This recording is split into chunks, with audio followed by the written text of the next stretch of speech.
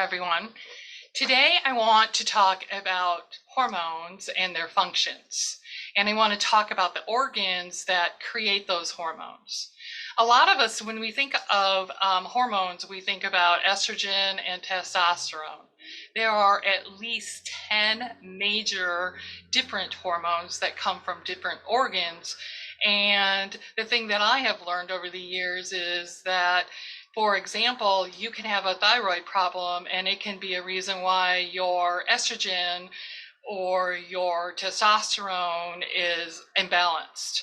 So it's important to understand all of the different organs and the hormones and what they do. So I want to just go over them quickly. I'm not going to give you every single detail, but my point in giving you this information is to help you understand when we're talking about hormonal balance, we're talking about all of these, all of it.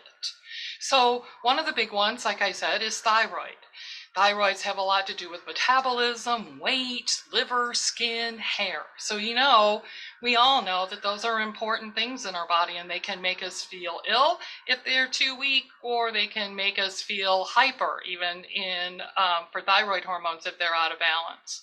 Another hormone is insulin, and we know all about insulin and diabetes and pre-diabetes and those kinds of things, metabolic syndrome.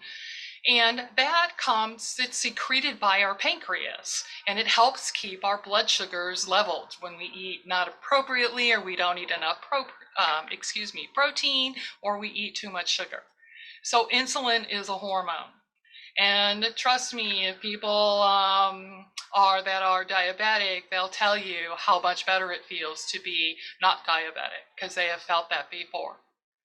Another hormone is estrogen. A lot of us have heard a lot about that. Estrogen, there's 3 different kinds. Men have estrogen, a little bit of it. Women have 3 different kinds, and some are for puberty, some are for pregnancy, and then another one is postmenopausal.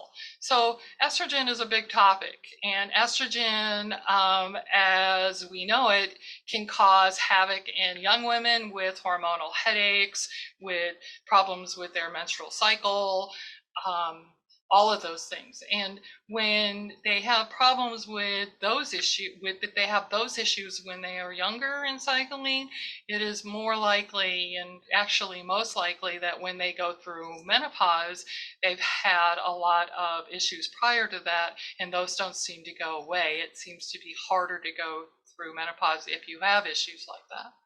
So another hormone is progesterone. Progesterone keeps the baby in place once you get pregnant, and it has a lot to do with sex drive as well. Another one is prolactin, which is the hormone that when you do have a baby, it creates the breast milk in the body. So I think it's so amazing, because that's the only time that it creates that, unless you have major other issues. Testosterone is a big one. There's a lot of men that I know that are young men. They're, in their 30s, that are struggling with testosterone. And a lot of it has to do with diet. A lot of it has to do with the ability to utilize that testosterone as far as making it muscle and those kinds of things. There is serotonin. That has a big effect on our mood. Sometimes and it has a lot to do with our sleep and things like that. We call it the feel-good hormone. So if you don't have enough serotonin, it's hard to feel good. And then last but not least is cortisol.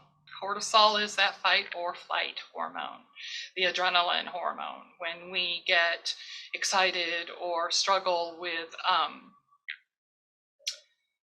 how we feel, and we feel like a bear is coming, and we don't know if we're going to survive, and panic attacks and all of those kinds of things. So cortisol is a huge hormone, and sometimes people cortisol can be so high that they are consistently in what I call emergency mode, fight or flight, or it's called sympathetic mode, as far as how it works in the brain. So cortisol is a big one. When I'm talking about all of these different hormones, there's lots of reasons for it. One of the things is that we need to understand that all of them work together, and if we can't just balance one, or help one issue, one hormone, and not help the others. And so a prime example of that is, I've worked with a lot of people who have had fertility issues. And when we have fertility issues, a lot of times we do testing and we find out that really their problem is thyroid, for example, and not estrogen or progesterone. It's just that their metabolism is not working very well, and thyroid controls body composition and how much muscle you have and all those kinds of things. So fertility is becoming a bigger problem in our modern society because there's many more things that affect all the different hormones in our body. Next week, we'll talk more about fertility issues and how I can help you with them and to help you understand some of the things that you can do for yourself.